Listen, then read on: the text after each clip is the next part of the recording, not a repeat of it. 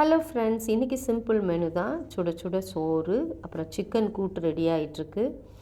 அப்புறம் பாசிப்பருப்பு பொரிச்ச முட்டை, எங்கள் ஊர் ஃபேமஸ் ரெசிப்பிங்க. நம்ம சேனலில் இது ஹிட் ரெசிப்பியும் கூட.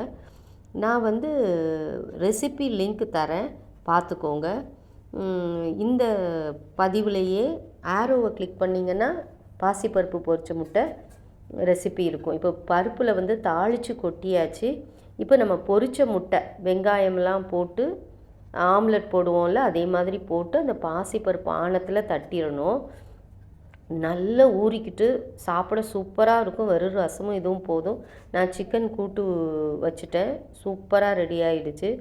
நம்ம சேனலில் சிக்கன் கூட்டு ரெசிபி இருக்குது. பாசிப்பருப்பு முட்டை ஊறி எப்படி இருக்குது பாருங்கள். கீரை பொரியல், ரசம், மோர், அப்பளம், இதாங்க இன்றைக்கி மெனு. சூப்பராக இருக்கும் இந்த காம்பினேஷன்.